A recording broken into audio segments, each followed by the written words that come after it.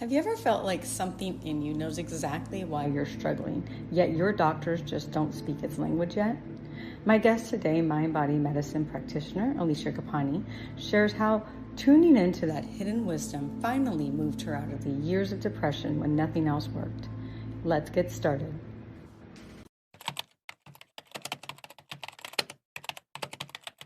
I went through a period of contemplating suicide because nothing else had worked. In that moment where I stopped trying so hard to heal desperately, that there was like a softening because when you're not resisting, then the emotions can dissolve. And so your body has like three main functions as an energy body.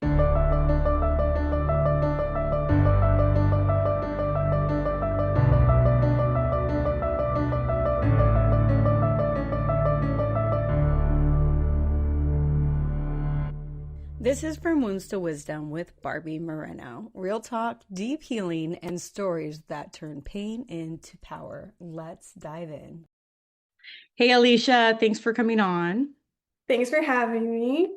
Absolutely. So you talk about some of my favorite stuff, the quantum field, but I know that in your past, you have worked with a lot of different modalities to try to heal from everything that you caused you depression or whatever the case would be. And like a lot of people, you've spent a lot of money on this.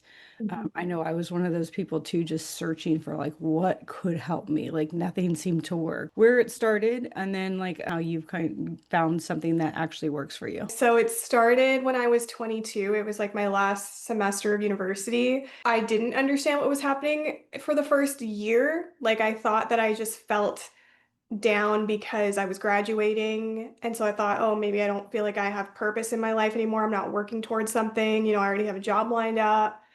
And I had started taking birth control as well. So I thought it was like maybe a hormonal thing. And then the relationship that I was in ended. I already had depression, wasn't aware I had depression. So I went to my doctor because I didn't know what else to do.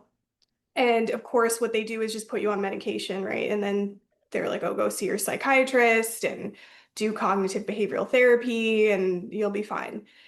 And I was just so sensitive that the medication had no effect on me. Like it was like I was taking nothing. There was no positive effects, there was no negative side effects, and when I ask other people who have taken antidepressants, they're like, yeah, you feel kind of numb. Like it's kind of like apathy. And I'm like, Right. I didn't have, it's like I was taking a sugar pill. Like it was like nothing. Nothing could suppress how deeply I feel everything. Also, it just like wasn't meant to be the thing that helped me because if I had found a pill at the time that made me feel better, then I would have never gone on a healing journey. I wouldn't be helping other people heal. And this was part of my divine timing and something I was meant to do. So I think that's why it just didn't work for me. Yeah. And I don't think it actually heals depression anyways. It's just like a managing kind of thing. Like it doesn't really heal the root cause. So tried that for like a year. They kept just putting me on like multiple different medications. So they're like, let's try a different one. Let's try multiple at once. Let's try some for anxiety, some for depression. Let's increase the dosage. And they just kept doing that for like a year. And I was like, I don't feel anything. This isn't working. Like there has to be something else. And I also found that like CBT therapy and seeing my psychiatrist was not helping. Yeah. And they actually made me feel really bad about it. They're like, this is what works. Like, just do this. So then I Right. tried unconventional things. I tried acupuncture, I tried hypnosis, I tried EFT, cryotherapy, where you're in like the liquid nitrogen tank. Like, I'm like, oh, that can improve your mood and your energy. So, like, let's try that. So then I actually gave up. I went through a period of like contemplating suicide because nothing else had worked. And there was a lot of reasons why I didn't commit suicide, which we can talk about if you want to talk about. But eventually I decided not to go through with it. So then I was like, okay, if nothing works, and I know now that I'm not going to take my life, I think my only option is just to manage and distract. So then Mm. I just like tried to stay busy with work. And then I took this job that was in the field because I was an engineer at the time. So I took like a field job, like you're working on a construction field, you work in a trailer, you live in a camp. So like you work 12 to 16-hour days, you live with other people, so you're like never alone. So I was like, okay, I like this. I'm never alone. I don't feel my pain as much because I'm distracted like 99% of the day. That's what I was doing. But like life obviously had more in store for me. And so it was in that moment where I like stopped trying so hard to heal desperately that Mhm. there was like a softening. And then I received the exact resource that I needed. I just like synchronistically found my mentor who shares all about mind body medicine, which is all about getting to the root cause of your illness. And I started to heal like right away. Like after nothing else had worked for me, all of a sudden I was like healing right away. And it was because I wasn't like trying to make my pain go away anymore. It was like I was giving myself compassion. I was actually tuning into my body to see what it needed because obviously it was trying to get my attention. It needed something that it wasn't getting. And I was just looking at it completely differently and actually giving myself loving attention, compassion, and presence, which I never did in anything else that I had tried before that. Like that's not taught in traditional world, right? We're always taught to look for external validation and external help, like not to trust who we are on the inside and that our body is telling us the symptoms of what we're going through, in my opinion, spiritually, right? Mhm. And so when we're not listening, then I feel like the body just continues to give you more symptoms. I have to tell you that your journey is when I recognize myself with the one, spending lots and lots of money, to none of the psychiatry stuff working. Like the medications never worked. They put me on all kinds of, I remember after I had my postpartum depression, they put me on like 5 different medications in a matter of 5 months. For you, it didn't seem to work. For me, it just numbed everything, which I don't want to walk around like a zombie, right? Especially Mhm. like if you're normally an empathic person where you do feel, then it just completely takes away everything. And that's the way that you're supposed to move through the world, is through your emotions, through your feelings, through your empathy, not numb it, right? Yeah, exactly. I actually filmed a video right before this about postpartum depression. So that's actually kind of Mm. interesting. I was saying how, like, when someone gives birth and brings this child into their life, it's like a whole new consciousness of joy. I don't say that everybody who has a baby has postpartum depression, but Hmm. everybody who has a baby, things change so much. One, you get like a crazy amount of hormones, right? Like your whole world changes, like especially when it's your first child, like everything that you know, you're being able to go wherever you want when you want to go, you're being able to sleep when you want to sleep, like all of these things change. And so I don't necessarily believe that there's the postpartum depression that they think that there is. I think that it's adjustments to a new reality, that Hmm. we're not in acceptance, because you were saying one of the things is you had to accept, right? So we're Yeah. not in acceptance and we're trying to fight it. And so because it's all new and we're adjusting, we think that there's something wrong with us. And then we go again seeking external help versus just going within and going, okay, well, I haven't slept. So that's Hmm. probably part of it. We're not taught these things. Exactly. You made a really good point that I think a big part of it is like there's so much change, and if we're resisting the change, Mhm. then if you're resisting anything, then Right. that's going to lead to depression because that's what the root cause of depression is suppressed emotions, resisting what you're feeling. Yeah. And then women in general take on so much more. You're doing so much. You're not being in your Mhm. presence. You're not Exactly. being who you are. You're not touching into who you are because Yeah. you're so busy in the doing world. Then Hmm. give ourselves some grace. Hmm. Yeah, exactly. That's a really good point. What would you call it? A modality, a way of life? Like what? Tell us about what you're doing. Yeah, so mind body medicine is what I mainly do. And then recently have been incorporating theta healing. They're like the same but opposite. Like mind body medicine is essentially saying your mind and body are connected and there's an emotional root cause to everything that's going on in your life. We're shifting your consciousness, energy, emotions, your thoughts, beliefs. So you're no longer in the same consciousness where the problem got created. So Mhm. that's the mind body medicine approach. Theta healing is the opposite. It's you connect with creator consciousness to find the root or what's called the bottom belief. So you just ask the creator, where did this start? Mhm. And the creator may tell you, like, this happened in your childhood, or this was a past life thing, or this was passed down from your ancestors. You clear the bottom belief, and when you clear the belief, you no longer have the emotions that go along with the beliefs. Mm. Whereas mind body medicine is you welcome your emotions, and when you dissolve the emotions, you no longer have the beliefs that go along with the emotions. So, like if you're carrying a lot of shame, for example, the mind body medicine approach is we keep welcoming the shame until it dissolves, since your body already knows how to transmute energy and dissolve emotions when you're not resisting. And then when you dissolve shame, you just don't have judgmental thoughts towards yourself and other people. Now you just naturally feel more love because that's your natural state. And then theta healing would be the opposite. You would clear the belief that makes you think that shame is serving you. Like maybe you think it motivates you, or nothing's going to get done unless I'm hard on myself, or whatever it is. You clear the belief. Now you no longer are having shameful thoughts, and so you don't feel shame. So Right. those are like my two favorite modalities that I combine. So somebody who's listening is probably like, what the heck did she just say? Yeah. Right? Like if you're not like in this world and you like haven't done these things, you're like, that sounds interesting, weird, and like a lot. So Yeah. what would be like a way to bring it to the average person that they could use as like a starting point for this process? Yeah, I would say bring more awareness to what you're feeling and experiencing rather than less. That's the medicine. Awareness is the medicine because your body already knows how to process emotions. So it's only when you resist them, don't want to feel them, distract from them, that they would stay stuck in your body. The most powerful thing you can do is presence and welcome and bring more awareness to what you're feeling, and do it with love and compassion, not like, okay, I'll sit with it for a minute.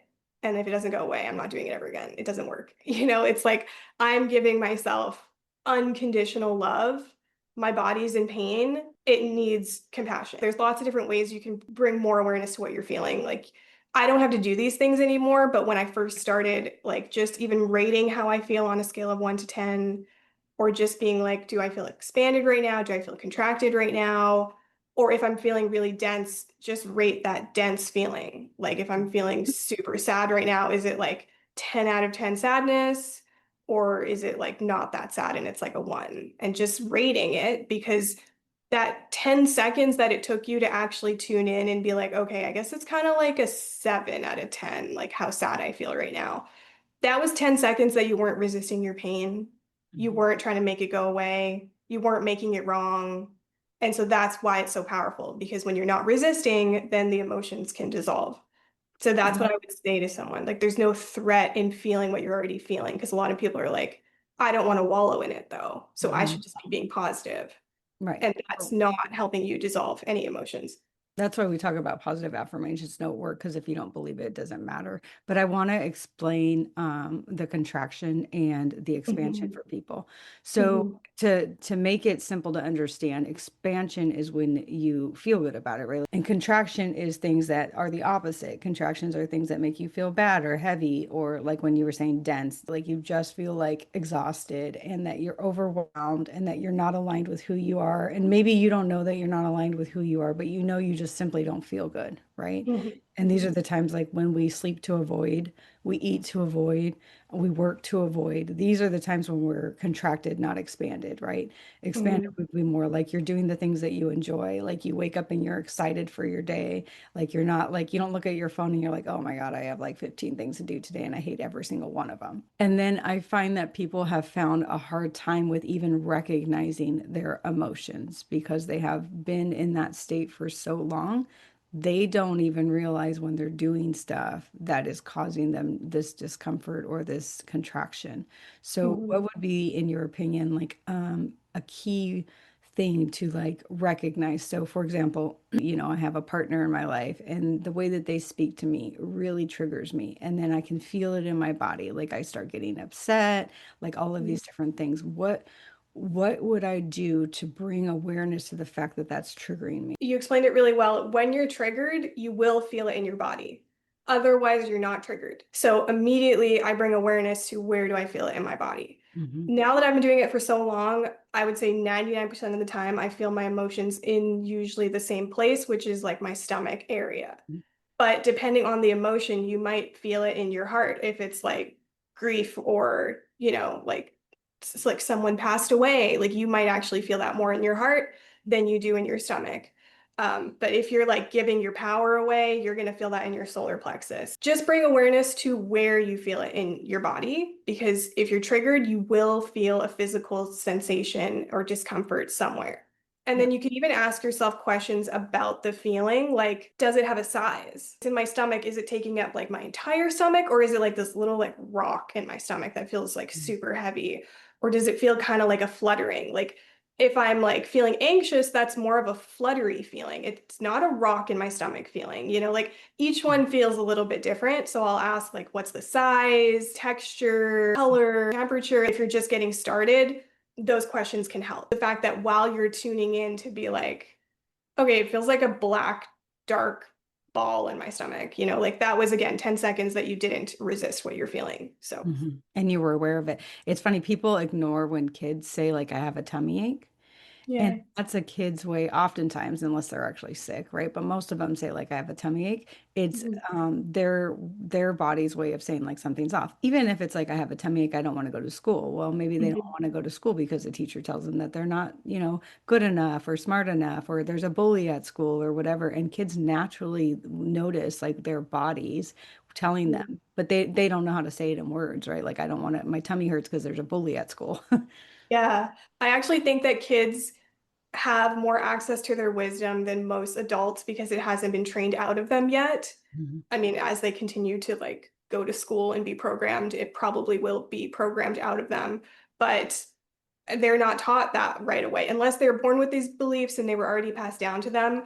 I just find that they have access, like they can tell if you're upset, like if your parents are fighting, like Right. they know, like even if you're not fighting in front of me, I can feel like something's Mhm. off. So I believe that your feelings will basically tell you, because people have so much history attached to things, hard to learn to trust your feelings when you have a history, especially trauma people, people who had stuff in their childhood. That's true. Like you might feel like someone's upset with you when they're not upset with you because you have your own past traumas where you just think everything I do is wrong. Like Mm. when something feels heavy, it's not aligned with me versus I'm feeling fear. And so this thing is scaring me. But if I wasn't feeling fear around the situation, this would actually feel really light. Right. Like when I thought about leaving my job as an engineer, it felt so scary, but it Mhm. didn't feel heavy, right? The actual idea of not working there anymore Felt and doing light. something I love felt Yeah. obviously very light. Mhm. But then when I would think about leaving the job, I would felt a lot of fear. I like what you said about like the lightness that you felt when you thought of leaving versus the fear. So understanding the difference in that. And then I would say do the opposite. So if when you go to work every day you feel a heaviness, you're probably out of alignment. 100%. And I think that your state of being makes a difference. So if you don't feel good, then maybe showing up for work, which it's not the work that's out of alignment, but you don't feel good, so it makes it feel heavy.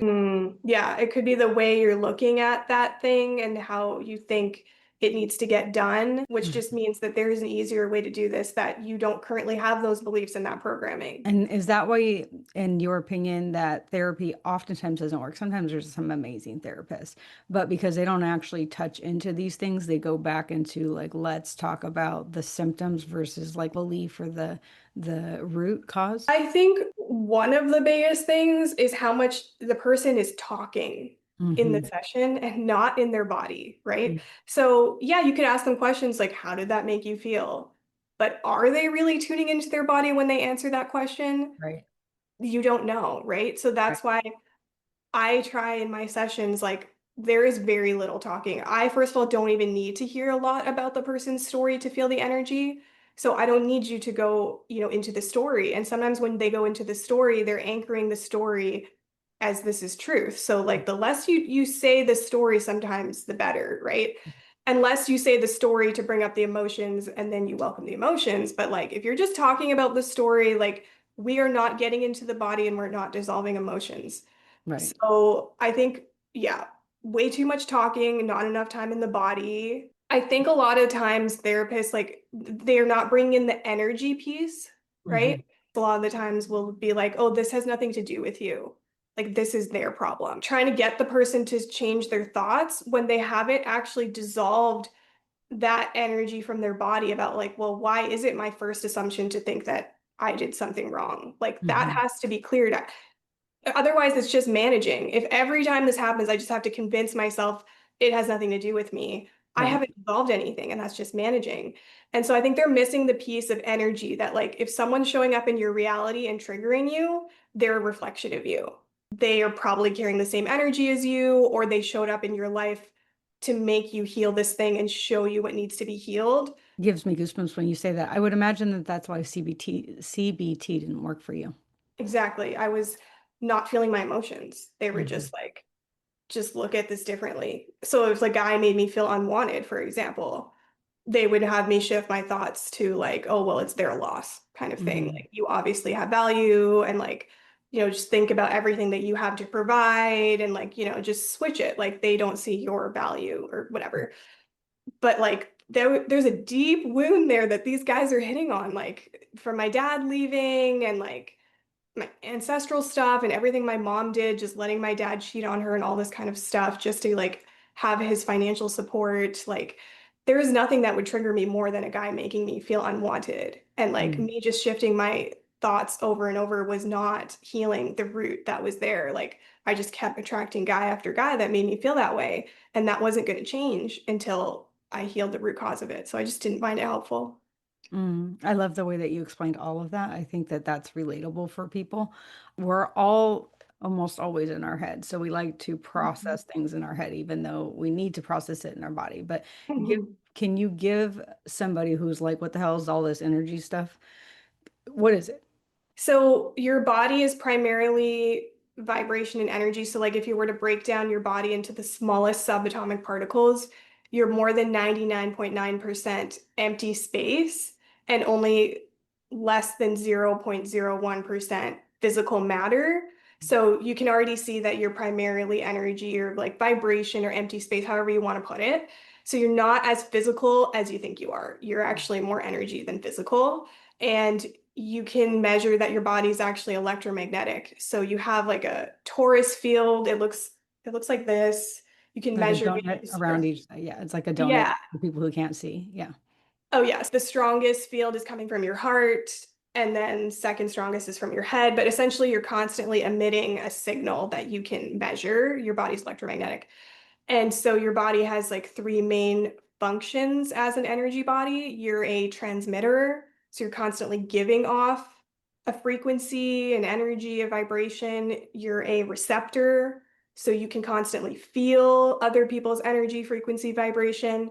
And you're a transmuter, which means your body is naturally dissolving energy and emotions. Like when you're not in resistance, that is natural. Your body already knows. People say that you can dissolve an emotion in like, what's it, like 14 seconds or something like that? Like if you're truly not resisting at all, your body already knows how to dissolve the emotion, transmute the energy. So when we're referring to energy, energy is an emotion or like a state of being. So if you've ever seen the human scale of consciousness, if you haven't seen it, look it up. Every emotion That's is David Hawkins, calibrated. right? Yes, Yeah. yeah. So every emotion has been calibrated, and shame has been calibrated as the lowest emotion or lowest state a human being can be in, for example. And then it's like guilt, apathy, fear, anger, and then love, joy, peace. And love, joy, peace is your natural state. So when I'm referring to energy, I'm just referring to your like state of being. And you Mhm. can feel it even if you don't believe in energy or anything. Like you can feel other people's energy. You can feel when someone's upset. You can feel when someone's angry. You can feel when something's off. Like you can tell that you're a receptor. Mhm. And you can also tell that you're a transmitter then if you're like, oh, I can just feel the energy from this person. Like they are emanating something. So you can just tell that people are also transmitters as well. I think it's the transmuter part that people are not really aware of. They Right. don't know that it's natural that your body can just like release emotions and energy. And people's natural instinct is, of course, to first suppress or contract. Like, this is so painful. I don't want to feel this, and like to soften and feel what you're feeling at first like feels like intense, right? Right. So obviously it's people's first choice to like contract.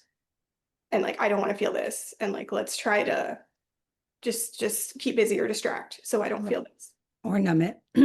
Yeah. For those that don't like believe in energy, I always tell them like, if somebody is behind you, Mm, and if you haven't physically seen them yet, you can mhm, feel them behind you. For me, I try to explain mhm, to people like, how do you feel like how if you logically think about it, how would you know somebody is behind you unless you can feel the energy that's coming off? mhm. So Yes. I feel like that's like for the layman who's like, yeah, this is bullshit.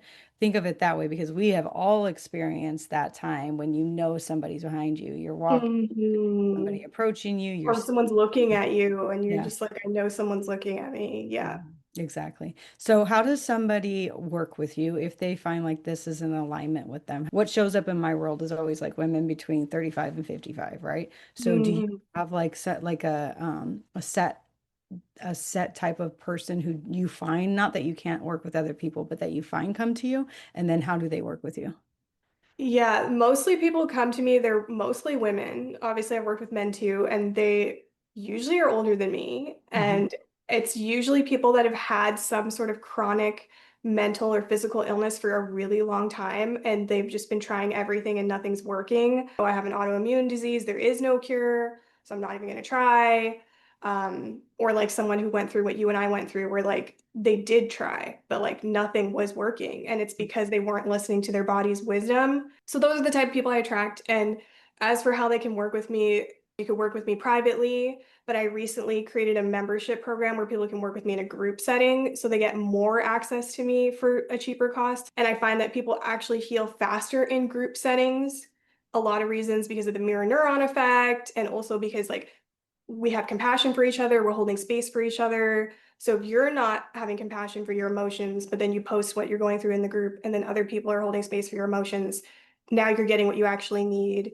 And also, like, you heal from other people's questions. Like, you're all in this group for a reason. You're probably all carrying the same energies, right? So when we heal that energy for one, we're not separate from one another. So you're actually healing it for the collective. And then I also just have a lot of free resources, like my go-to mind body tool that helped me heal from depression. If people go on my Instagram, go in my link in bio, I have that like free healing bundle, and I have my book as well. If people are interested in learning about quantum physics and how your consciousness is creating your reality, I have like quantum physics for beginners. We'll have all your contact information in the description, but if somebody's just listening, like what's your Instagram handle? It's Alisha_Kapani. That's my handle for all my social media. And then my website's alishakapani.com. Well, thank you for coming on. I am sure that at some point somebody heard something that resonated with them because we all know that those who are supposed to listen will listen. Mhm. So thank you for your time, and I appreciate all of the wisdom that you offered today. Thank you so much for having me. This is fun. If this story spoke to you, let's keep the healing going. Visit barbiemoreno.com for my online course, Awakening Your Worth in Healing Energy sessions, one-on-one coaching, and your free healing guide. Your next step is waiting.